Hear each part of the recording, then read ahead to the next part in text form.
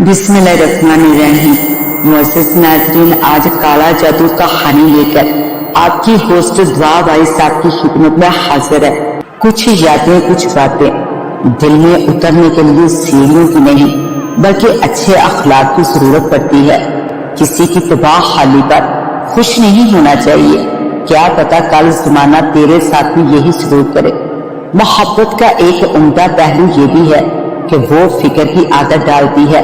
दिल की भी हजार आंखें होती हैं मगर महबूब के ऐबों को नहीं देख सकती।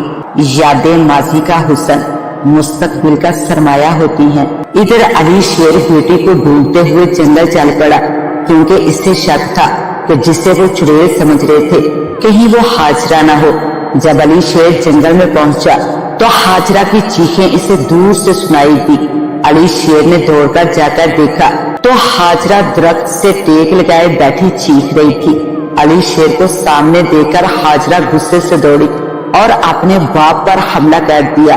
अली शेर भागने में तो कामयाब हो गया मगर इसका बायां हाथ हाजरा ने चबा लिया था। हाजरा काले जादू की वजह से मुकम्मल चुड़ैल बन चुकी थी और हाथों और पांव पर भैंस की तरह चलती थी और शक्ल के अलावा बाकी वो पूरी ही तब्दील हो गई थी। अली शेर घर पहुंचा और सारे घर वाले खबर सुनकर रोने लगे। बशीरा और मुमताज पछता रही थी और आमना रो रो कर बुरा हाल कर रही थी।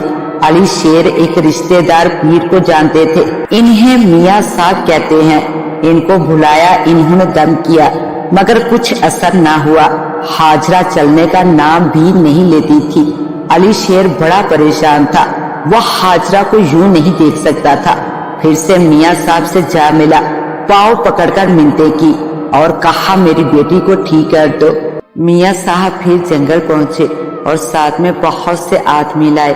हाजरा को रस्सियों से जकड़कर इन आदमियों ने बामुश्किल गाड़ी में बिठाया और बांधकर मियाँ साहब के दर पर ले आए। हाजरा वैसी की वैसी ही थी, कुछ सुधार ना था इसकी तबीयत में। अली शेर बहुत परेशान था। जिस रात, जिस टाइम और जिस तरीक को हाजरा को चुड़ैल बनाया गया था, ठीक साल बाद उसी रात हाजरा की तबीयत कुछ संभली।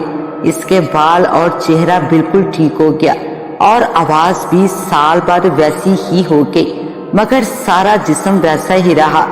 एक सनसनीखेज कहानी। तो मुअज़्ज़िज़ नाज़रीन, कहानी में मज़ीद आगे बढ़ने से पहले हमेशा की तरह आप तमाम दोस्तों से इल्तिमास है कि हमारे चैनल दुआ वॉइस को सब्सक्राइब कर दीजिए और साथ घंटी के बटन को दबा दीजिए ताकि हमारी न्यू वीडियो का नोटिफिकेशन आपको मिल सके। नाज़रीन, ये एक वाकया नहीं है बल्कि एक ऐसी हकीकत है जो आप भी सुनकर हैरान होंगे। ये वाकया मेरी फुफो जान ने सुनाया है। ये वाकया एक गांव का है जिसमें एक घराना आबाद था जिसमें अली शेर, इसकी बहन बुशरा बीबी, अली शेर की बीवी आमना, अली शेर की माँ मुमताज बीबी और अली शेर की बेटी हाजरा और बेटा नूर रहते थे। अली शेर का वालिद गुलाम मोहम्मद फौत हो गया था। आमना बीबी नहायती सुलझी हुई और बाइतमाद खतून थी। अली शेर की बहन बुशरा इसी गांव में शादीशुदा थी। हाजरा बीबी का रिश्ता इसके चचा सास से हुआ था और मुनव्वर बाप के साथ ही खेतों में हाथ बटाता था। मुनव्वर भी अपनी माँ की तरह सुलझा हुआ था।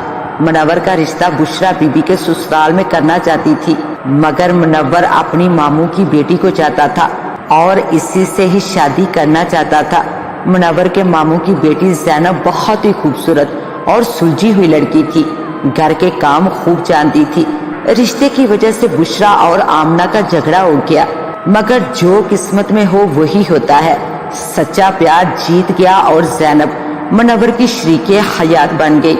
लालटेन की मदम रोशनी में ज़ैनब का चेहरा और भी निखरा हुआ लग रहा था। किसी परी की तरह ज़ैनब बैठी थी लेकिन बुशरा जल रही थी। वो जरा भी खुश ना थी इस रिश्ते से। ये जिस जमाने की बात है उस वक्त लालटेन नहीं होती थी। बुशरा और इसकी माँ मुमताज भी खुश नहीं थी। वो अपना बदला लेना चाहती थी, इसीलिए इन्होंने चुड़ैल के बाल और दिल पर काला जादू किया या करवाया पता नहीं। उन्होंने पानी पर काला जादू करवाया ज़ैनब पर फेंकने के लिए, पर जो हुआ बहुत बुरा हुआ था। زینب اور حاجرہ نے ایک ہی رنگ کے کپڑے پہنے ہوئے تھے۔ جب سب سو گئے تو زینب اور منور چھت پر چلے گئے اور حاجرہ زینب کی جگہ پر سو گئی۔ جب آدھی رات ہوئی تو بشرا بی بی ایک دم پانی لے کر آئی اور زینب سمجھ کر سارا پانی چھینٹوں سے حاجرہ پر پھینک دیا۔ پانی ڈالنے کی دیر تھی کہ حاجرہ کا چہرہ بدلنے لگا۔ آواز کی جگہ صرف کھراٹے ہی نکل رہے تھے اور وہ بھاگ رہی تھی۔ بال پاؤں تک لمبے ہو گئے تھے، قد بھی لمبا ہو گیا تھا اور جسم کی شکل کسی بھینس سے مشابہ ہو گئی تھی۔ پرانے زمانے میں لوگ چڑیلیں اکثر دیکھتے تھے تو اس وجہ سے حاجرہ کو بھی انہوں نے چڑیل سمجھا۔ آدھی رات کا وقت تھا، روشنی ویسے ہی نہیں ہوتی تھی۔ سب گھر والوں نے مل کر حاجرہ کو خوب مارا، زخمی کر کے گاؤں کے جنگل میں چھوڑ آئے۔ واپس آ کر سو گئے۔ بشرا اور ممتاز خوش تھی کہ انہوں نے بدلہ لے لیا ہے اور سکون سے سو گئی تھی۔ جب صبح ہوئی تو زینب تیار ہو کر چھت پر سے نیچے اتر آئی تھی اور خوبصورت اور نرم و نازک سی یہ دیکھ کر بشرا اور ممتاز ڈر سی گئی کہ یہ زینب تو یہاں ہے تو چڑیل کون بن گئی تھی۔ اتنے میں آمنہ حاجرہ کو آواز دیتی ہوئی ادھر آ گئی۔ بشرا نے آمنہ سے کہا، کیوں صبح صبح شور مچا رہی ہو؟ تو آمنہ گھبرا کر بولی، شور نہ مچاؤں تو کیا کروں، میری جوان بیٹی گھر سے غائب ہے، سارا گھر محلہ دیکھ لیا مگر حاجرہ کا کچھ پتہ نہیں ہے۔ یہ سن کر دونوں ماں بیٹی ممتاز اور بشرا کے پسینے چھوٹ گئے۔ ادھر علی شیر بیٹی کو ڈھونڈتے ہوئے جنگل چل پڑا کیونکہ اسے شک تھا کہ جسے وہ چڑیل سمجھ رہے تھے کہیں وہ حاجرہ نہ ہو۔ جب علی شیر جنگل میں پہنچا تو حاجرہ کی چیخیں اسے دور سے سنائی دی۔ علی شیر نے دوڑ کر جا کر دیکھا تو حاجرہ درخت سے ٹیک لگائے بیٹھی چیخ رہی تھی۔ علی شیر کو سامنے دیکھ کر حاجرہ غصے سے دوڑی اور باپ پر حملہ کر دیا۔ علی شیر بھاگنے میں تو کامیاب رہا مگر اس کا بایاں ہاتھ حاجرہ نے چبا لیا تھا۔ حاجرہ کالے جادو کی وجہ سے مکمل چڑیل بن چکی تھی اور ہاتھوں اور پاؤں پر کسی بھینس کی طرح چلتی تھی اور شکل کے علاوہ باقی وہ پوری ہی تبدیل ہو گئی تھی۔ علی شیر گھر پہنچا اور سارے گھر والے خبر سن کر رونے لگے۔ بشیرہ اور ممتاز پچھتا رہی تھی اور آمنہ رو رو کر برا حال کر رہی تھی۔ علی شیر ایک رشتہ دار پیر کو جانتے تھے، انہیں میاں صاحب کہتے ہیں، ان کو بلا لایا اور اس نے دم کیا مگر کچھ اثر نہ ہوا۔ حاجرہ چلنے کا نام بھی نہیں لیتی تھی۔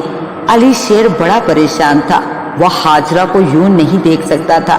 پھر سے میاں صاحب سے جا ملا، پاؤں پکڑ کر منتیں کی اور کہا میری بیٹی کو ٹھیک کر دو۔ تو میاں صاحب دوبارہ پھر جنگل پہنچے اور ساتھ میں بہت سے آدمی لائے۔ حاجرہ کو رسیوں سے جکڑ کر ان آدمیوں نے مشکل سے گاڑی میں بٹھایا اور باندھ کر میاں صاحب کے دربار پر لے آئے۔ حاجرہ ویسی کی ویسی ہی تھی، کچھ سدھار نہ تھا اس کی طبیعت میں۔ علی شیر بہت پریشان تھا۔ جس رات جس ٹائم اور جس طریقے حاجرہ کو چڑیل بنایا گیا تھا، ٹھیک سال بعد اسی رات حاجرہ کی طبیعت کچھ سنبھلی۔ اس کے بال اور چہرہ بالکل ٹھیک ہو گیا اور آواز بھی سال بعد واپس آ گئی مگر سارا جسم ویسا ہی رہا۔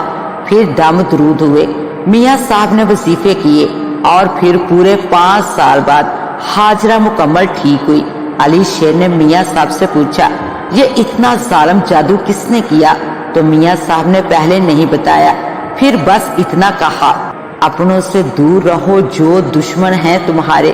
پھر بھی علی شیر کی ضد پر بتایا کہ حاجرہ کی پھپھو اور دادی یعنی میری ماں اور بہن نے یہ جادو کیا مگر حاجرہ پر نہیں کیا تھا بلکہ زینب پر کیا تھا مگر حاجرہ نشانہ بن گئی۔ آج بھی حاجرہ زندہ ہے۔ 75 سال کی حاجرہ کماری رہ گئی، دادی اور پھپھو کا نشانہ بن گئی۔ آج بھی کبھی کبھار حاجرہ کو دورے پڑتے ہیں۔ علی شیر نے ماں اور بہن سے سارے رشتے توڑ دیے تھے اور خود بشیرہ اور ممتاز نے قبول کیا اور کہا کہ ہم نے ہی کالا جادو کیا تھا۔ خدا سب کو ہدایت دے اور حاجرہ کو سکھ عطا کرے اور کالے جادو کا دنیا سے خاتمہ کر دے۔ یہ مسئلہ آج کا نہیں بلکہ سالوں سے چلا آ رہا ہے کہ رشتے کے تنازع پر لوگ کیا کچھ کر دیتے ہیں۔ رشتوں کی پہچان ختم ہو گئی ہے، انسانیت ہر کسی میں نہیں رہی۔ नाज़रीन, खुदा से शैतान से बचने की दुआ किया करें और बाकायदा नमाज अदा करें ताकि आइंदा कोई भी काले जादू की जद में ना आए। खुदा सबको खैरियत से रखे। जिस दर्द और तकलीफ से हाजरा गुजरी है, खुदा किसी को वो दर्द न दे, आमीन। तो नाज़रीन, कैसी लगी आज की कहानी? अपनी राय से जरूर नवाजिएगा। आपकी राय का शिद्दत से इंतजार रहेगा। इसके साथ ही अपनी होस्ट दुआ वाइस को दें इजाजत। मिलते हैं इंशाल्लाह एक न्यू वीडियो के साथ। तब तक के लिए अल्लाह निगहबान।